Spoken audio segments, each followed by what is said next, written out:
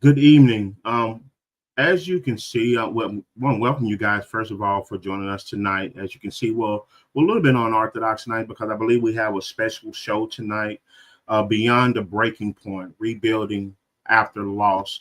Tonight, guests, you're going to hear some personal stories of sorrow, of grief, of triumph, and also of transition. And so, I encourage everyone to join this conversation as tonight, the queens of Unfiltered Kings of the Queen podcast will have a candid conversation with our guest Ann Smith.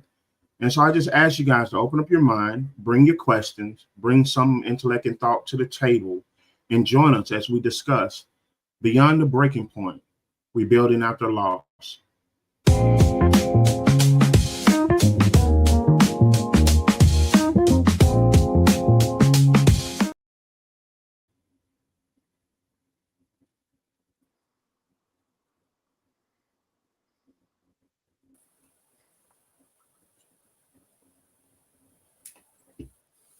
Uh, Welcome back to Unfiltered Kings and the Queen podcast.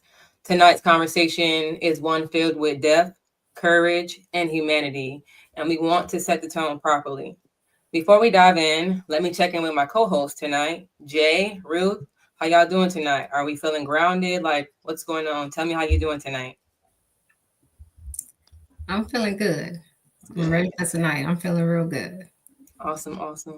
Excited to be here. Like I said, I'm interested in just hearing you ladies kind of have a conversation. I think we don't often, as men, get to hear the insights of. Mhm. And I definitely want to welcome my guest, Ann Smith. We have a new face tonight, and so you guys will get to know her a little bit more, hopefully tonight. So I'm excited about this opportunity. Okay, over to you, Ruth. I want to introduce somebody. I met Ann a few years ago, and I don't want to call her. She's more like family to me because to know Ann, anyone who know Ann is to love Ann. You don't meet a stranger when you meet her, and so I want to introduce to some and most of the people who know Ann. She's family, so I'm going to introduce my family, Miss Ann Smith, and she's going to share her story with us. So I just want to introduce Ann. Okay. Um, Welcome, Ann. Hi. okay. Anything you want to say, Ann, before we get started? No, I am excited about the opportunity of speaking on this because I just know that it's a hard conversation to have, and many people experience death and grief and don't necessarily know how to navigate through it, and it's tough. Okay. All right. So just take us back. Just tell us a little bit initially um, um, about your loved ones. Let's start there. Let's take it. Just tell us a little bit about your loved ones. Okay. The initial So my, story. my loved ones, my husband, Mr. DJ Lonnie B. Smith.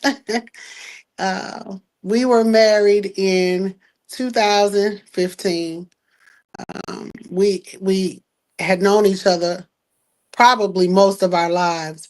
We started dating in let's say 13, and we started having a conversation about marriage in 14, and we actually married in 15. So we were married a year and a half. We celebrated one anniversary, and then he transitioned in 2017.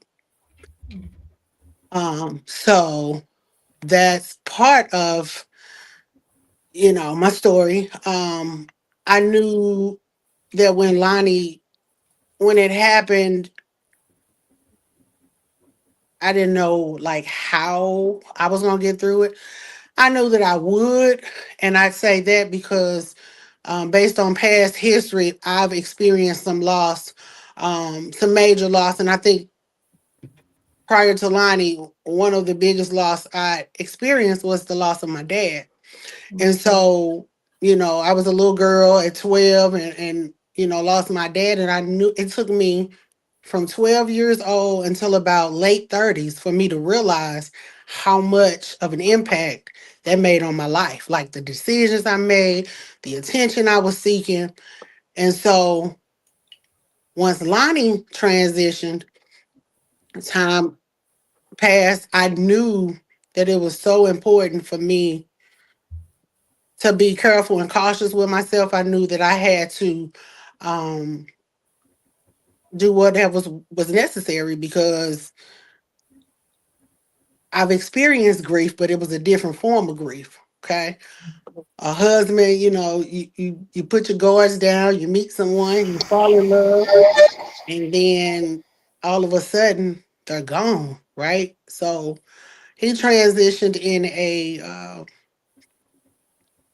boat accident. He went fishing. It was three guys, Lonnie, little Lonnie, and a friend of theirs. And Lonnie was the only one that did not make it. Lil Lonnie made it, Richard made it, and they made it because they actually took their clothes off and swam. It was a storm. So Lonnie transitioned as a result of as a result of the fishing pole, like the wire or something, kind of like wrapped around his leg or something, and so he of course transitioned. And when I first heard it, I just was like, it was like a blah. The craziest thing was that night before, no, early that morning, we had all these plans, right? I think we got up about 5 and we talked a little bit, ate, he packed his lunch, and then we was like, okay, well, when you come back from fishing later on, we're gonna do this. And I had a hair appointment that day, like you just make all these different plans, and you never think that you do think that sometimes they may not go the way you expect, but not in that way. And I want to say Lonnie he left home about a little after 7. And I think about 10 o'clock, I got a phone call. And the phone call was just like, what do you mean? I remember um, the phone call like it was yesterday. There was an incident and Lonnie didn't make it. And you know how sometimes somebody is like a superhero or somebody has so much strength that you just know that they made a mistake on this one. I just really knew. I was like, what do you mean? And he didn't make it. I'm like, no, he out there. You just can't find him. I know he's okay. And for them to tell me that the reason how they knew he wasn't okay, and when I heard the word corner, I was like, wow, like that's what made it real. Um, yeah, yeah. And so that was like a roller coaster. It was. I had so many confusing moments. Couldn't sleep for days. No appetite. Just confused. Um, yeah. And in that moment, I know you named other people, right? Hmm. And sometimes it's hard, but you're human. And sometimes people don't realize that. But sometimes no matter where your faith is at, because some people always want to go back there. But in Yeah. the midst of you losing somebody that's near and dear to you, sometimes you put your faith on the shelf. And then those of you who are listening and watching, people say, oh, how can you say that? But you're human. And what I want to ask you in the grand scheme of that, because we all have been there, we all have lost somebody. I'm guilty of it too. But did you ever, in the midst of that, because you're human, did you ever say, God, why him? And why not somebody else that was in the boat with him? Why did you choose Lonnie? And why not somebody else? Honestly, I don't think I thought like that, and I feel like that because Lonnie and I had a lot of conversations about a lot of different things, and sometimes you don't understand certain things until something happens. Okay. And I say that because, you know, so Lonnie was like 5 years older than me, and far as relationship wise, he was way more mature. And I say that because he was my first husband. I was his third wife. And when I say that, he was just a man's man, a family man, and he was family oriented. And so we always just had conversations about life, um, getting older, and just, he always talked to me about there are no coincidences. And so I think once it finally set in, I think my thought was not saying did he know. It's just sometimes people have conversations with you and you don't understand it at the moment, and later on it just makes you wonder, like, wow, wow. Did they I'm not gonna say sense something, but it just I don't know. I don't know how to explain it. It just I don't know.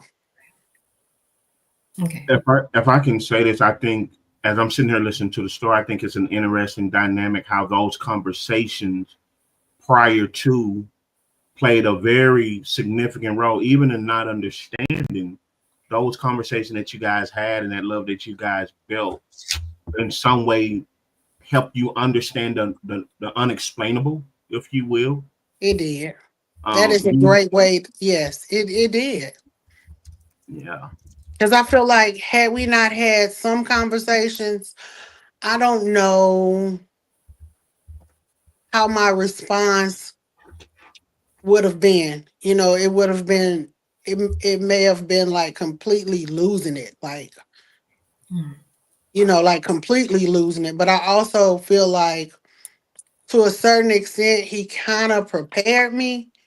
Um, and you had to have known Lonnie to be able to know what I mean by that because he was such a teacher and such a skilled man. He just always kind of like he always had the gift of teaching.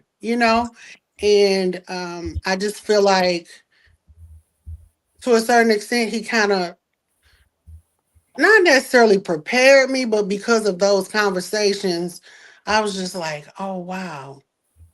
Hmm. Mm. So what would you say is what was the most physically or mentally debilitating experience from the grief, would you say? Oh God. I remember now with the grief of Lonnie, I remember I went through different things, but these few times that I remember is like I would be okay at work or even outside of home, but when I came home, I would just break out, and I would wonder, like, I'm in the mirror, kind of like maybe getting undressed or something, and I would look at myself and I'm like, what's going on?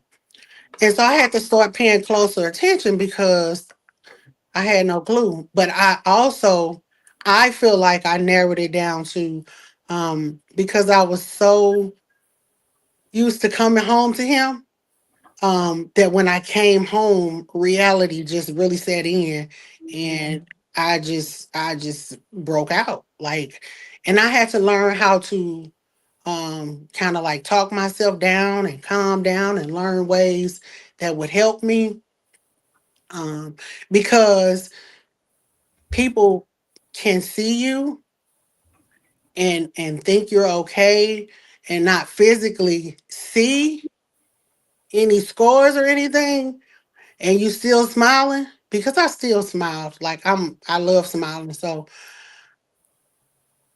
but my smile changed. Mm.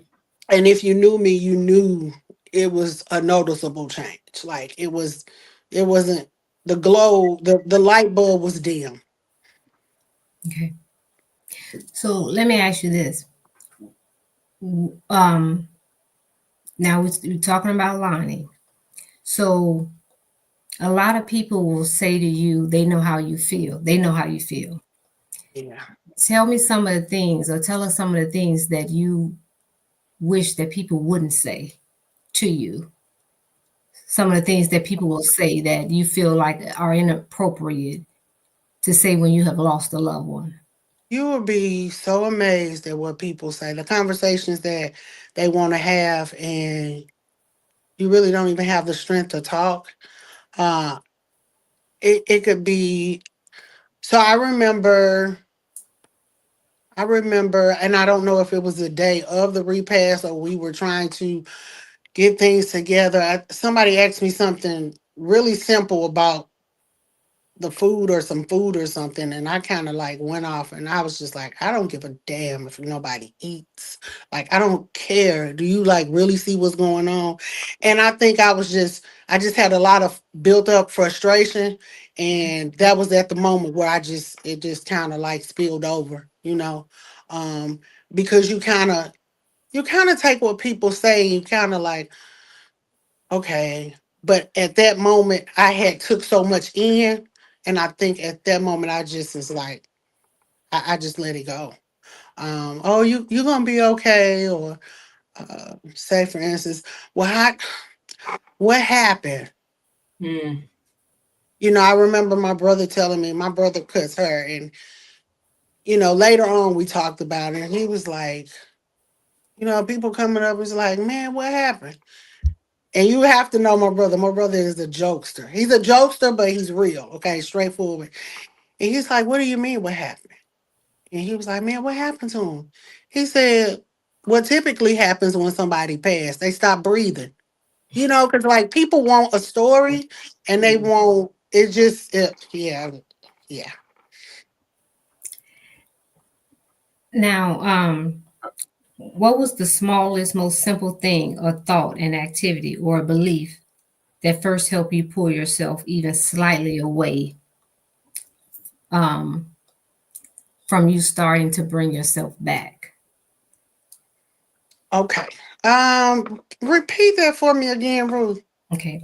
What was the smallest or most simple thing or thought or an activity or belief that first helped you pull yourself or even slightly away from starting to bring yourself back to you, to starting to heal? And then I'm gonna go somewhere else with that.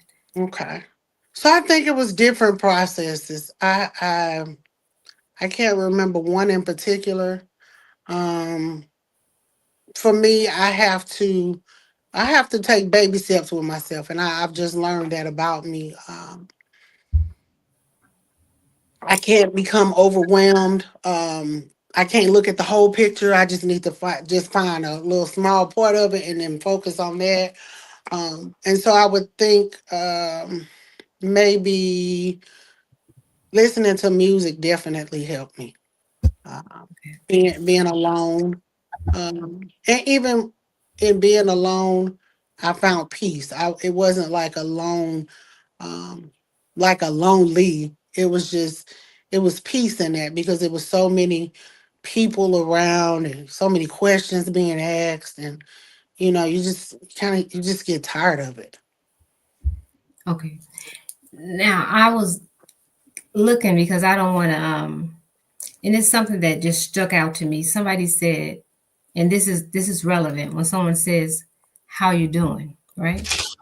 Somebody said, how you doing, how you think I'm doing.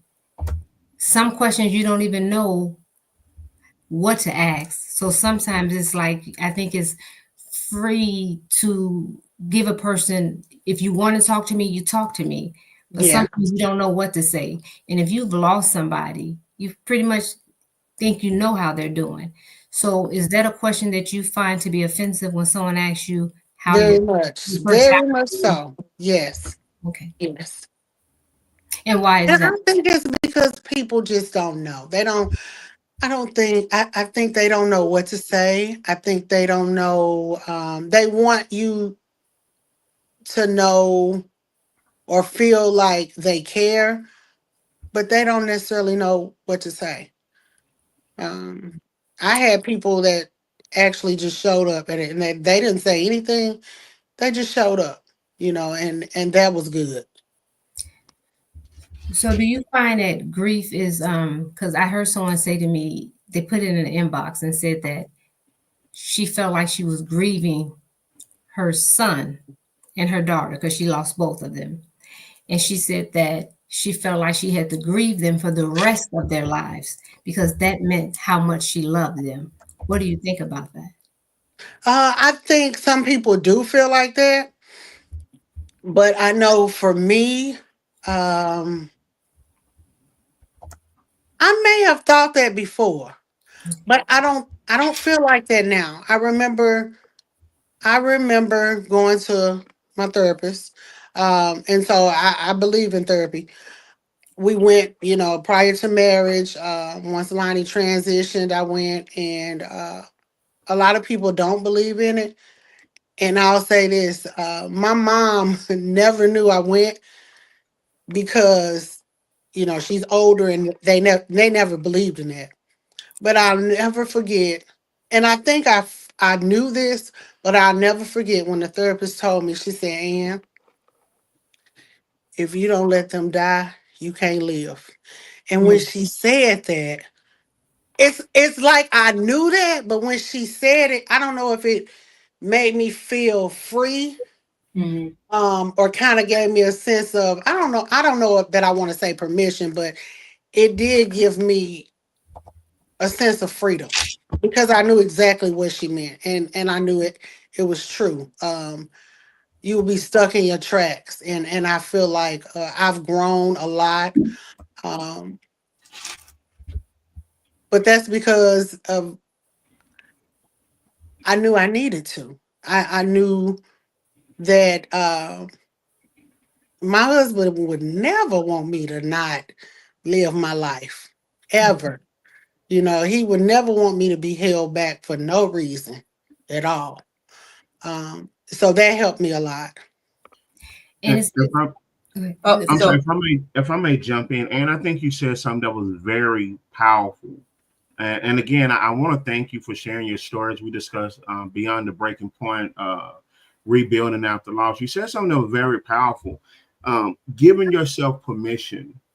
A lot of time that's hard with us up in age because we've been taught these things either from a cultural standpoint or spiritual standpoint. We've been taught these things that's supposed to work, but really what they do, they cause us to downplay real solutions, right?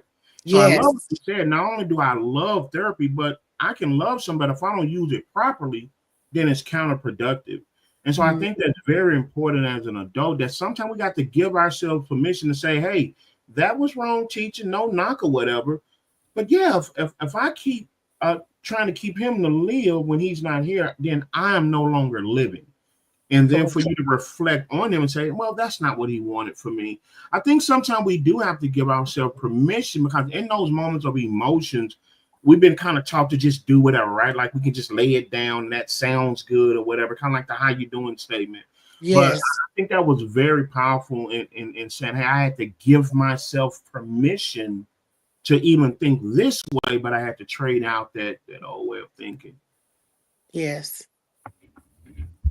it's kind of ironic because the questions that I was going to ask you followed in order. You gave us the kind of like the blueprint. You gave it in order how he transitioned. But I want to flip it Mhm.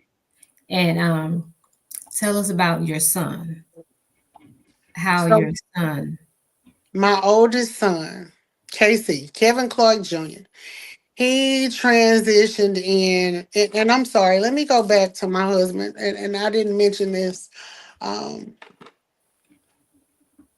so 6 weeks prior to my husband transitioning, a really, really close friend of mine sent me a text message, right? To this day, I still have it. And I looked, and I keep things because I have to be able to refer back sometimes for it to make sense to me. Um, and so I remember getting a text message, I want to say April 23rd. And she said, hey, God put it on my heart to send you this message, saying that God is going to reveal to you some strength that you never knew you had. And when you don't, something to the point of,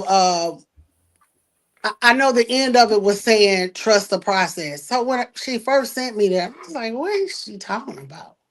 I'm like, oh, okay. And I just said, oh, okay, thanks. Because sometimes some things don't make sense until they do.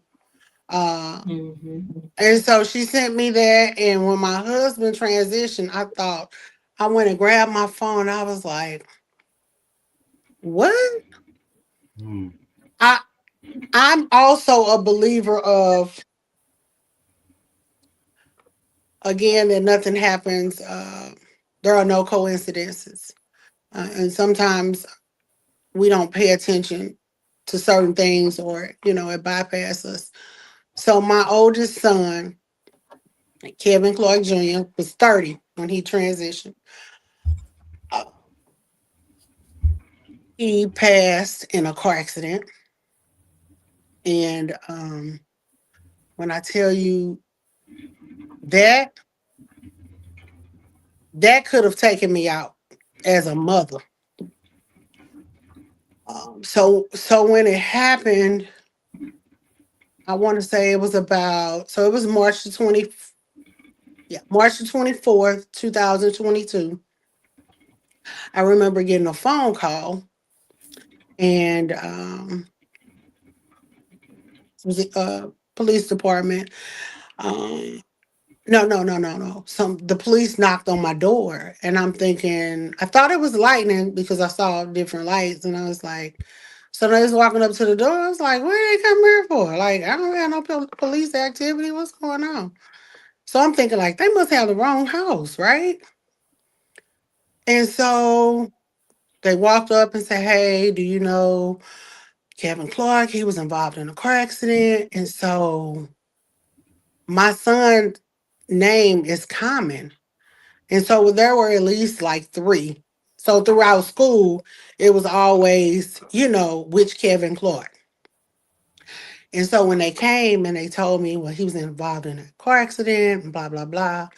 So at the time, they didn't tell me he transitioned. They just told me to contact the state police department. So I called his girlfriend at the time, and I told her, and so I had her on one phone, I had them on the other phone. And he's like, well, we're gonna come down. And I was like, well, what are you coming down for? I'm like, what hospital is he in? He was like, "So the officers didn't tell you what happened?" I said, yeah, they told me he was in a car accident. I was like, so where is he? He said, ma'am, he didn't make it. And I was like, what? What do you mean? When I tell you, I almost couldn't breathe. I had to like just get myself together, because I'm thinking like, and I'm still holding out hope. Like, no offense, I still was holding out hope that wasn't their Kevin Clark. It wasn't my Kevin Clark. Not that I wanted it to be somebody else. I just didn't want it to be my Kevin Clark. So then I'm thinking, oh my God. So I come and wake my son up, my other son, and my mother and I, we stay next door to each other. And I went over her house, and I'm thinking like, oh my God. So I go wake them up. My son run out the house. I'm thinking like, oh my God. And when I tell you, I still was hoping it wasn't him. Like, I don't know. I still was hoping that it was not him. Yeah. You know, You go ahead. as we continue to discuss this topic beyond the breaking point, I notice as you're telling your story, and even though this is after the fact, like that breaking point was real and actual personal. And as I was thinking, when you talk about the transition of your husband and your son, if you could just give the audience, if you feel comfortable, the parallel from, you said your son, that's the one that could have taken you out, right? Yeah.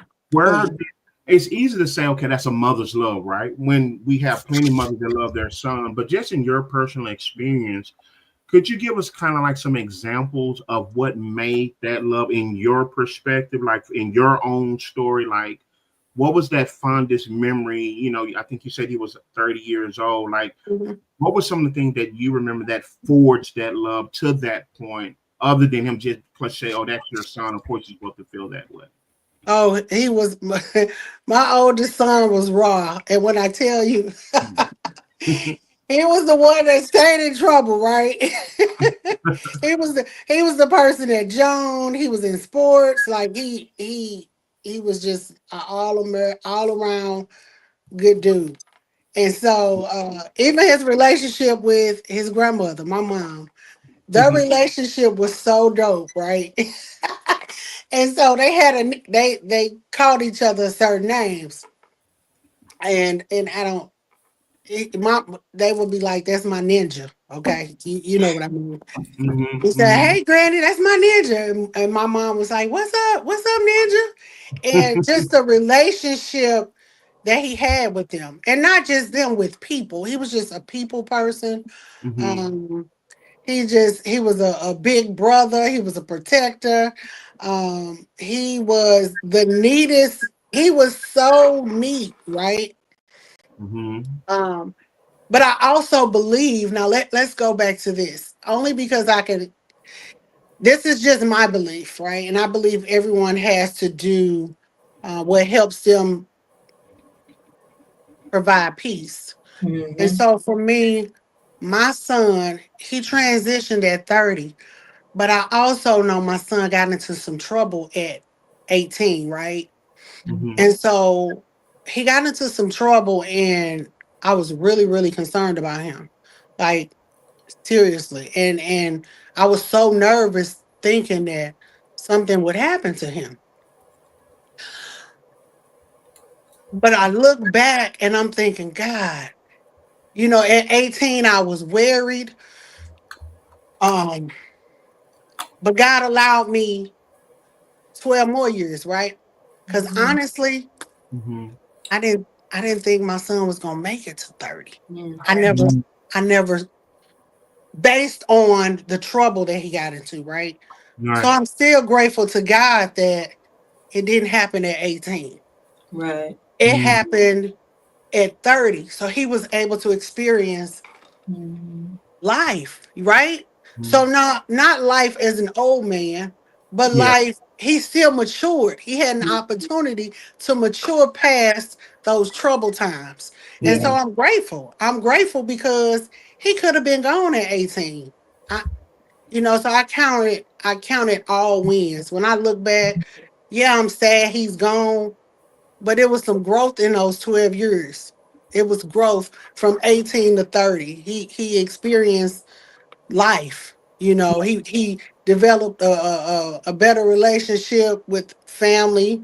Um, my cousin is a pastor, and she actually told me she talked to him. My son transitioned on a Thursday night. They talked Sunday evening about some different things, and that helped provide me with peace. Mhm. Um, and so the peace that you have for you is for you. It's not for others. It's not for other people to have to understand. That's Well, it. it's not, because they wouldn't understand because they didn't walk that walk with you, right? Right. Hmm.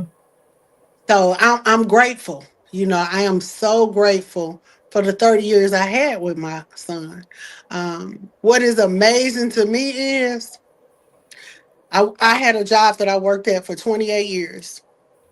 Now my son transitioned March 24th of 22. March of 21, I remember texting my supervisor saying I am mentally exhausted, right? And I walked it back. So March of 21, I'm mentally exhausted, working all these crazy hours, people didn't come to work, yada yada yada. Transferred to another store. 3 months later, I'm out of here. I resigned. People thought I lost my mind. Mm. Mm. Walking away from a job of 28 years, they're like, what? I understood what I wanted, right? Mhm. So if you look at it, so that was in June of 21. October of 21, I had my first grief event.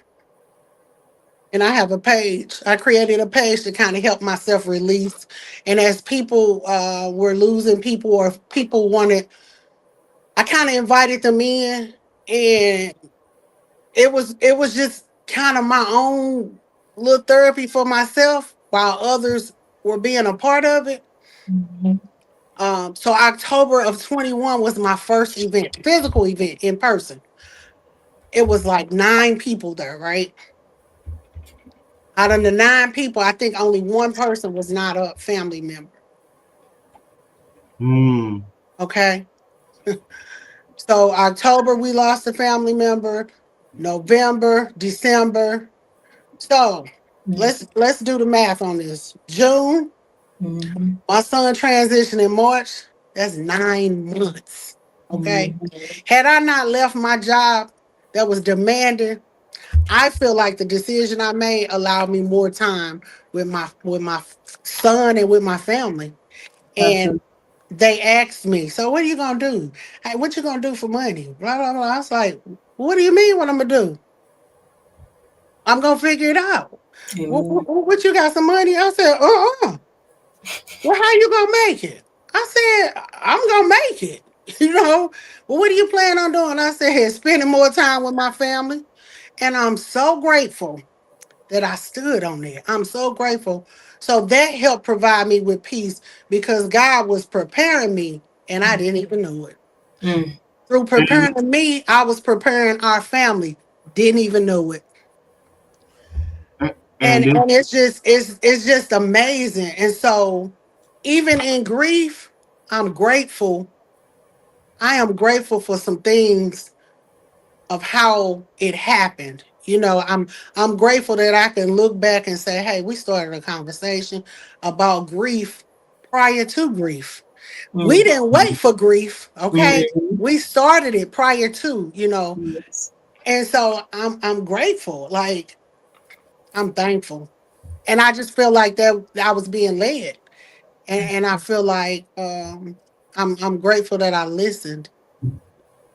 That helped my kids. That was the biggest thing. Like I was so nervous about my other kids. Just nervous. Just really, really nervous.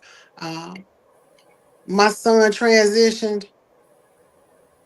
That is, I tell people, my body ached for 30 straight days. Do you hear me? I Mm. kid you not. Every day for 30 days, my body was in pain. I'm thinking, like, God, when I'm missing my son, it's not as bad. And I think it's not as bad because I'm learning how to cope better.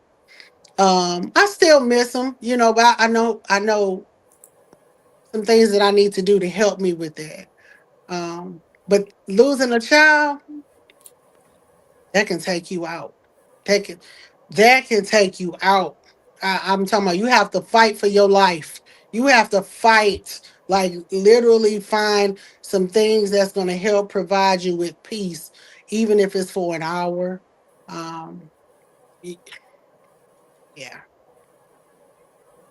So and I want to thank you again for opening up and being candid on this episode of Beyond the Breaking Point, Rebuilding After a Loss. It's something you said. I want to you inspire people to open up and tell their story. Believe it or not, I just want to kind of get some comments in here based on the inspiration of you being transparent. We have Queen Coleman who said, "I had two daughters and a husband to die. My daughter's death was harder on me than their father's death. The first one died unexpectedly, and I think it says 2018, and the second one died 6 months after her dad. And so, Ruth, if I may, I just have one more question. As we talk about the theme of this podcast, what would you say would be your singular breaking point, whether that's for your husband or your son, versus your triumph or your breakthrough? Like, what was that one, uh, the one that got you? And I think you kind of talked about it with your son. But what was that one that like moment that you just feel like there is no, I don't have anything else. Like I have to just kind of sit in this moment and deal with it. And then what was that moment of that relief or that breakthrough from that moment, if that makes sense? So I just knew I had to find the strength, right? So I had to build it though. Mm, Um, building it for me, I had to build my mental strength so my body would follow. And so I would follow trends on Facebook. I did this, I think at the time they did like a 60-day challenge where they walked. Um, Even when I didn't feel like it, I did it, you know. Um, just certain things that would just kind of give me a focus, right?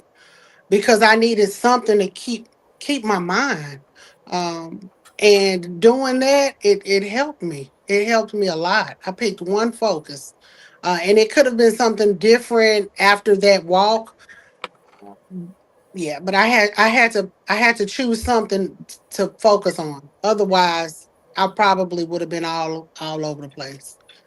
But I mm, do want to mention, and I didn't mention this with the transition of my husband. I want to say about a year and a half after my husband transitioned, I drank so heavy. Oh God, it was so bad. It was to the point where the next day I would wake up sometimes and look out the window and wonder like, did I really drive home? Like bad. mm, Um, People didn't know it, and I think people didn't know it because my husband was a DJ, so we were out. So it wasn't uncommon for me to be out, right? And then because I wasn't a mean drunk or ignorant, I was kind of a happy drunk. Okay. So like my behavior didn't really display ignorance, but the way I was drinking, it was bad. yeah. And I'm kind of glad that I went through that with my husband, because I don't know how that would have been had I went through that with my son. That might have been the point that would have taken me out. So I'm thankful that I had to get that out of my system prior to my son transitioning, because that was a different kind of hurt. So I don't know if I would have drank then. I don't know what my outcome would have been. Mm. And do you feel like either death, do you feel like that has changed who you are and how you are as a person? Do you think it's changed who you are? Because sometimes Oh, death can change us. So do you think it's changed who you are and how you see people? Because death changed people around you. So do you think it has changed who you are and how you relate to people? it definitely has. And I think it has in the sense of I remember moments that I felt lost. And even if I didn't look lost, I don't think people long as you smiling and you okay, you got your hair done, you dressed up nice, you matching, you got your little lip gloss. Long as you look the part, people can't really tell. Um, and I think so many times we try to look the part, right? Mhm. I remember my mama telling me one day I was supposed to go somewhere and I didn't go. She's like, "You okay?" I'm like, "Yes, ma'am, I'm okay." You know. And then day two, I didn't go somewhere, and she called me. She's like, "I'm coming over there. I got to see you. I got to lay eyes on you." Things like that. Yeah, that helped motivate me because I'm like, okay, now mama coming over here. You better act like you got a little sense, because otherwise she gonna stay over.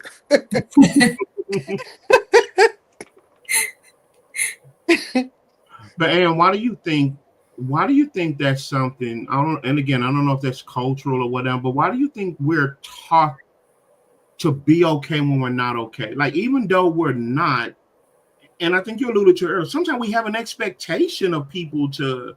No, it's Yeah, time to go back to work. Hey, you got like, why do we? Why, in just your opinion, like, why do you think we? I Why think it is cultural. people being okay instead of dealing with it, right? Like it's almost like we force people to kind of. We do. You know what? I feel like that because I feel like I was taught that, and I feel like the relationship I had with my mom, and things that I felt I was taught, and now in the voice that I am, in the space that I am, I can say, hey, mama, this may or may not have worked for you, How? but what you think about this? And Mm, so I have a way with my mom that she listens to me. mhm, She tells people, "Oh, you should go to therapy." I said, "Says the lady that told me, are you mhm, really going to therapy?" I said, "So you telling people they should go to therapy?" I'm just saying, Miss mhm. Ann, it looked like it helped you. And then she say, "Well, I told such and such that you have grief events and they should come." I said, "What?" And so I just think that everyone has a gift and a voice, and I feel like this is part of my gift because my behavior, my voice, I know how to communicate, and it's like that wasn't working, mama. Or older family members, and then they see you, they see your process, they see your progress, and it's like, oh wow, they'll give in just a little bit. Okay, well, okay, it's like they may not eat a whole piece of cake, but they might just give them a little piece. Let them Mhm, try it and mhm, taste it. And mhm. so I think that's where I'm at. I think in my family, I am the oldest girl, and so I think there has always been an expectation on me, um, kind of forced on me. And so at this age that I'm at now, if there is an expectation, well, it is an expectation, but so I want to do things a little different, right? So I want to be that person that shows our family, or at least say, hey, let's talk about it. Or hey, what do you think about this? Because so many times things go undone because we just never talked about it. We never had a Mm, conversation. Nobody ever disagreed to agree. Even my mom, I was like, "Oh, okay, mom, can you just listen?" Like, and not disrespectfully though, right? So I think that's part of my gift, being able to have a conversation. Not saying that I'm right, just being able to start a conversation because everything starts from a conversation. yeah, I think the power is just normalizing. I mean, I hope our audience didn't miss that to influence mama. Yeah. Like that's pretty impressive, by just normalizing. Like we're taught, sometimes we think it's this big thing, and we got and sometimes just normalizing, like you talked about, the starting the grieving, posting and things of that sort, and just making it a part of your circle. I just love the fact how it impacted. We talked about in an older episode how sometimes those old thought process get passed down and no one questions it, They whatnot. do. to where They now do. mama's like, hey, you go to counsel. I think that's a very powerful sentiment. And I think it's important for, my Aunt Queen, and, speaking of her loss, and she was speaking about it. And I think it's a difference, losing a spouse versus losing your children. And but Mm, and Yes. losing a parent, it's all different stages to me. And I also think that grief is not a destination; it's a Yes. process, it's a mhm, journey. Yes. And I think I was talking to my mother-in-law one time, and she reminded me that your body knows it sometimes, whether it's Christmas, whether it's their birthdays, your body lets you know because it'll act out. And you mhm, wonder, like, why am I getting sad? And if you're normally not a depressed person, but your body will tell you, be like, oh, it's their birthday, or is this, your body actually lets you know. And so sometimes you can be fine today, and then all of a sudden it's like you're grieving them, and it's like, why is this happening? So grief is natural. It doesn't mean like and some people like, aren't you over that? That's the worst thing you can say to somebody. It But I is. think it's your own journey, and you get through it, but grief is something that we all have to deal with. It is. And I used to always think like I never wanted to get close to somebody because I never wanted to have to deal with losing them. But that's a part of life. It But I is. never wanted to get close to someone. And Queen, that's my auntie, but my uncle just died. I never wanted to get close to Mhm. him because I never wanted to experience that. And it's somebody close to me, really close to me now. I never wanted to get close to her because I never wanted to experience losing her. I lost my mom, but I never wanted to get close to her. But it's a part of that. So I enjoy her now. I give her flowers now because if something was to happen to her, I know that I'm loving on her in this moment now. And that's what I wanted to say to everyone. Like, you love that person now, yeah. because I don't want to give them their flowers when it's too late. And that's the whole thing about. And Ann taught me that, like, one of her grief sessions, love on them now. And the Yeah. beautiful thing is that she could talk about her son, or she could talk about her husband, is because I know that I loved on him. And sometimes you don't know this, but the people that have died in your life, if you think about it, they have prepared you, because Yes. before they die or transition, you'll have that conversation. And sometimes my mother had a conversation with me before she died. And I get mad sometimes, like, no, she didn't prepare me, because she told me, go in the room and get my insurance papers. I didn't catch that. And I said, I don't feel like walking in there. She said, go get them, please. She was preparing me because a month later she died. She just wanted me to know where they was. And I think, Yeah. like, if I could rewind the clock, I wouldn't have walked in there and got them, because I'm thinking like I Mhm, could have slowed the clock down. mhm, But mhm. everybody who died in your life, sometimes they prepare you. It's like God prepared them. I'm come back and get you. But if you think about that, they've let you know. So I think that you had that, they had the conversation with you, but we wasn't ready for that. We wasn't ready. And Right. sometimes that's a selfish part of us. And Ruth, I think you and Ann, you all alluded to it, and I want to say this specifically for our audience. If you actually study, if you ever been to counseling for grief, grief is a form of love. So to actually deny that grief is as if you don't love that person. And that's the struggle, right? Like you said, those real emotions, those real memories, to try to deny that, to like what Ann alluded to try to appear normal, whatever. Think about it. There's never a day you don't love your loved one, or you don't love your husband, you don't love your wife, you don't love your child, right? And so that grief is usually a form of love after the fact of the tragedy, right? How do I live and show this type of love at that point in time? And so I think it's very important, to your point, is that a lot of times that preparation is there. It's just because they're physically there in our mind. We don't walk around thinking life after without that person, right? Like, we don't think like that because we're taught that's negative thinking. But I love what Ann said in her story, how a simple text was sent to her, or a conversation, hey, go get the insurance papers. That was preparation enough, even if after the fact you guys was able to reflect on it. And hey, Ani, I want to make sure I say hey, auntie, to Queen Coleman. She said she got a statement. She says, "My husband and I mourn before his transition. He had lung cancer. Definitely, our condolences go out to your loss. And she said, yes, David and I grieved him while he was going through his cancer. I think what Ruth alluded to.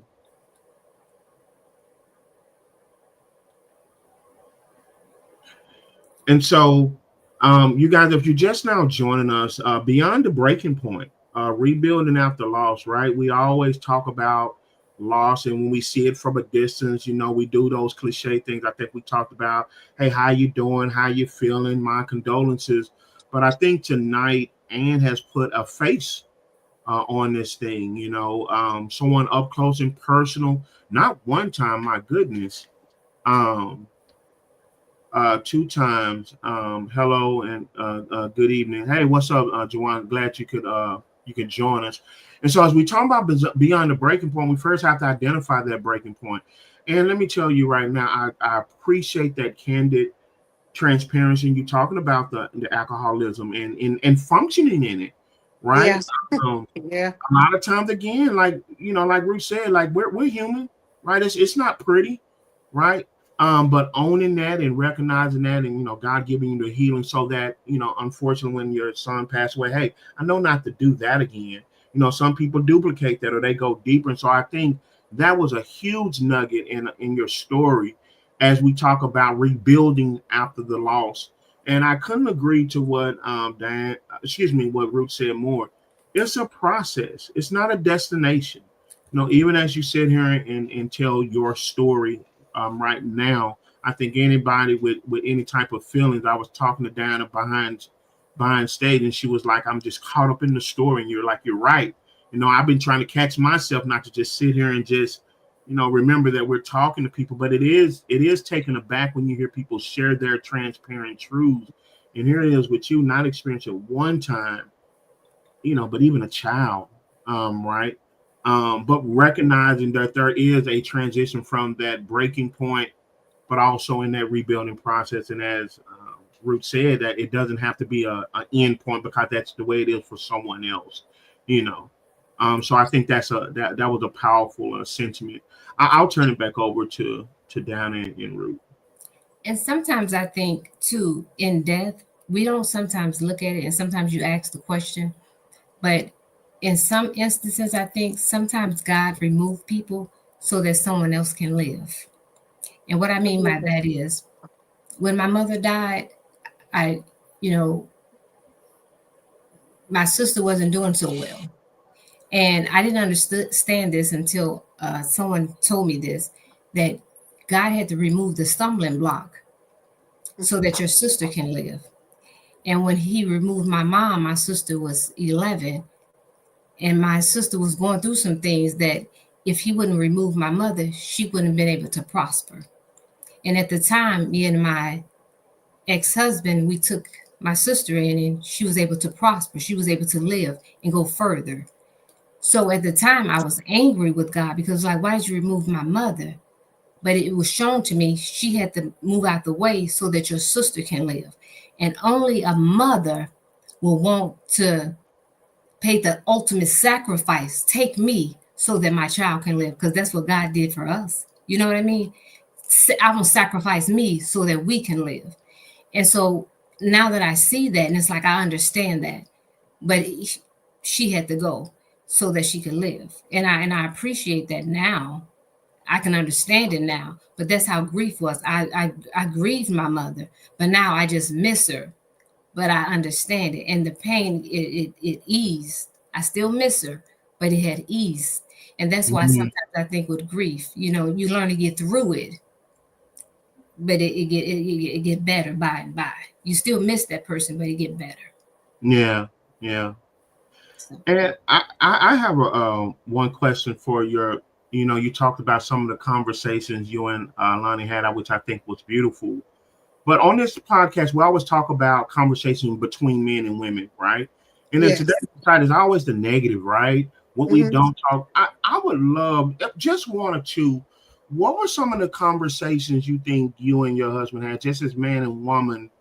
And I think you alluded to it, but help prepare you to hold on to those memories long after, what were some of those things, or just, anything that you would like to share just as a man and woman, period, that you that was shared with you, that was shared between you two, that you feel that helps you kind of extend his love moving forward?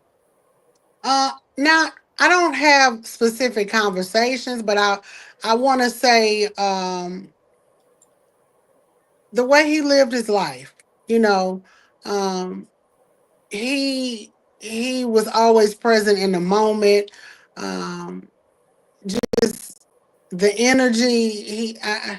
I can't remember a certain conversation, and this just made me think of what me and Ruth talked about yesterday. One thing I have noticed as far as me, and I don't know that people talk about this a lot, and I've noticed it after my son passed, was um, memory loss. Mm. So I think the trauma has affected my memory to a certain extent, right?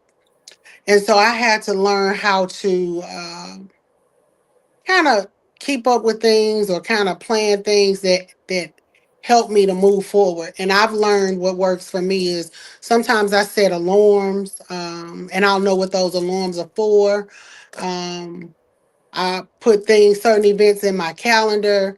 And then one of the biggest things that has helped me is to not take on too much, because I've learned that since those transitions, I can't do too much. Like, it wears me out. And what I mean by that is, oh, I at one point I was going to all the parties, I was trying to be present, but once those people transitioned, my capacity, I can't do that no more. So for me to be able to function, I can only commit to maybe one event, just learning how to take better care of myself so I still can be present, if that makes sense.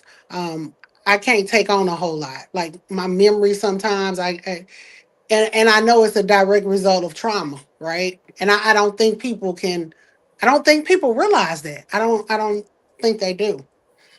Yeah, what you're speaking on is called griever's fog or trauma fog.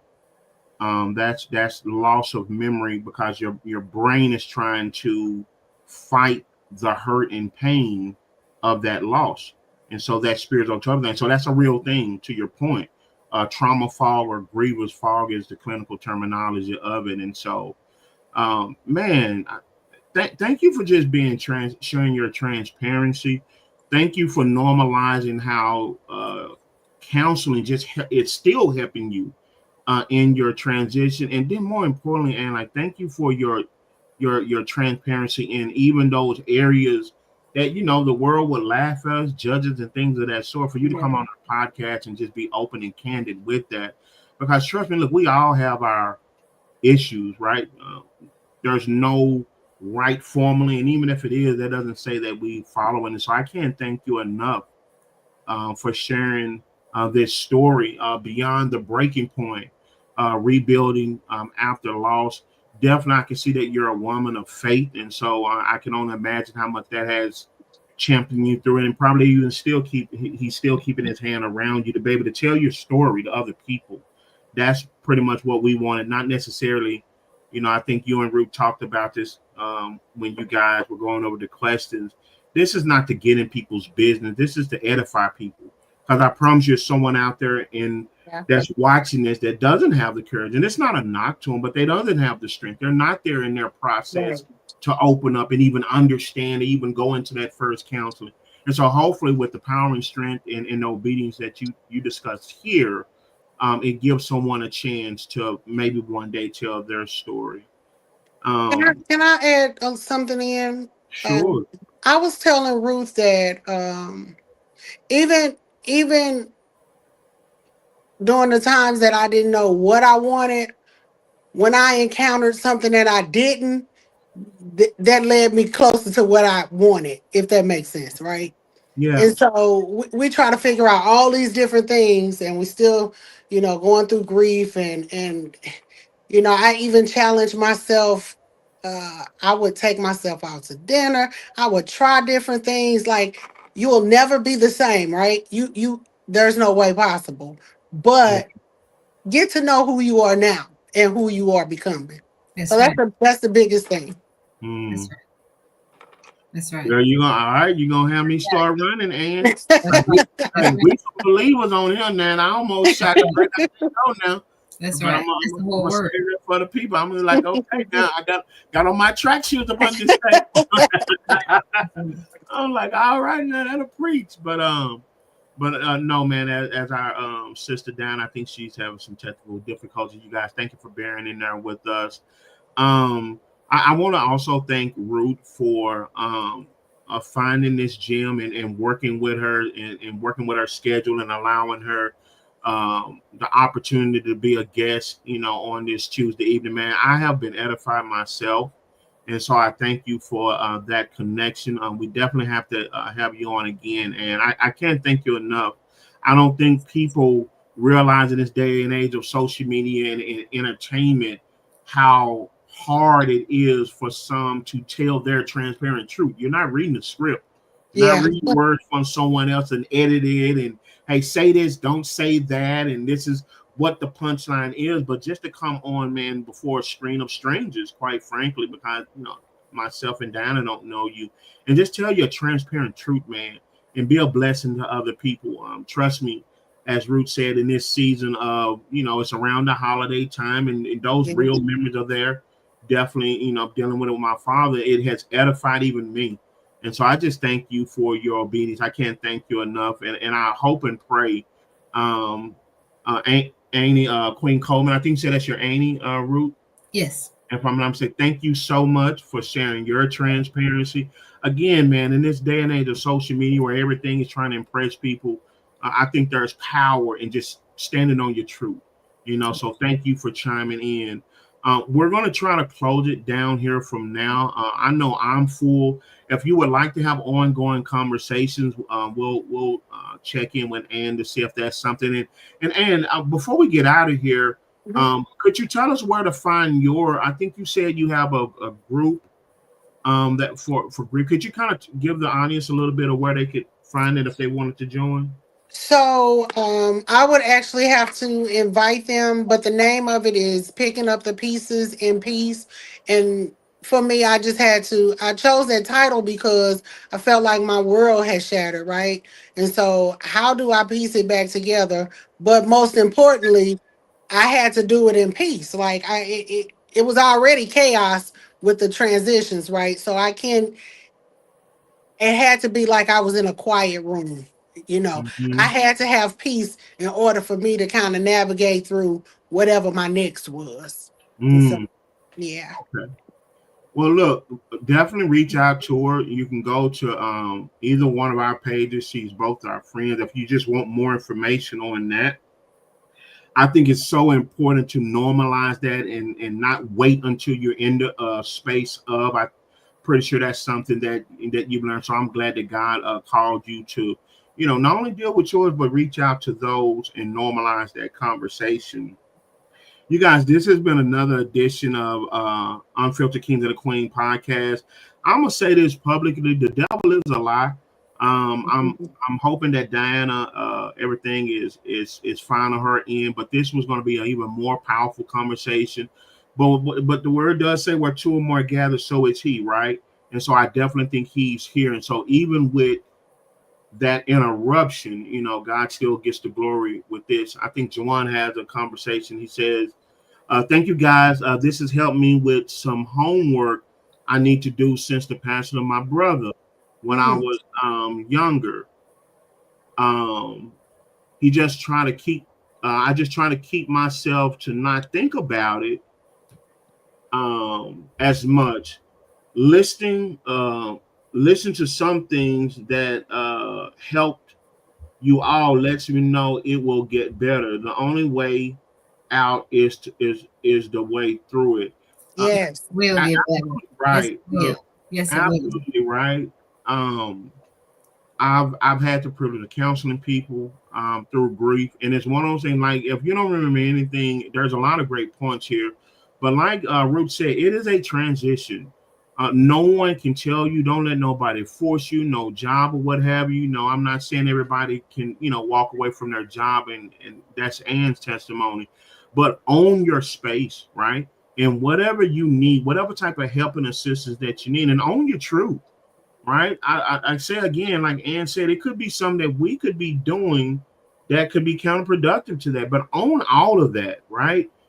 Take all that and get the help that you actually need, right? Even if there's distance in time 10 years ago. My father passed away in 2019, and trust me, in 2025, it feels like it was yesterday, you know. And so just own your truth, own your space. Juwan, I'm glad that this space was able to help. And again, Ann, I thank you for being such a godsend. Thank you for the opportunity. No problem at all. Thank you so much. Look, you guys, if you guys want to continue support conversations like this, please follow us on all social media outlets. And then also out there in the podcast world, are excited. We have done a lot of work to be in the space wherever you find your favorite podcast, whether that's Apple Podcasts, Amazon Music, Spotify, YouTube. We are working on our YouTube issues. Our IT is taking a look into that. So my deepest apologies to those who have been having issues with that. We're hoping to have that up and running throughout the week. But if you haven't done so already, please go in those spaces, man. It really allows us to continue to do great work like this, to bring on guests like this. And it really shows that we're committed to this together, right? We don't have all the answers. Right. So we enjoy you guys' comments and things of that sort. And so if you haven't done so already, not only just follow us on social media, that's a great thumbs up, things of that sort, but go out there into those other worlds and other spaces and follow us. With that being said and done, beyond the breaking point, rebranding after loss, and we cannot thank you enough. Ruth, thank you for your time. I think we got Diana back. We already said that the devil is a lie, Dana. We definitely thank you for being able to join us tonight. And thank you, ladies, for navigating this conversation. Right. I know I had some questions and things in there, but I think oftentimes we as men, there's something to be said to hear our queens express their emotions for us. You know, not only while we're here, but even afterwards. It doesn't always have to be this negative connotation. And so I think I personally enjoyed that tip of it. With that being said and done, you guys, we're going to get out of here. Again, if you have any other questions, inbox us on any of our social media groups. They're all safe spaces. They are protected and confidential. But until then, we'll talk to you guys later on another episode. You guys take care, okay? Thank you. Good night.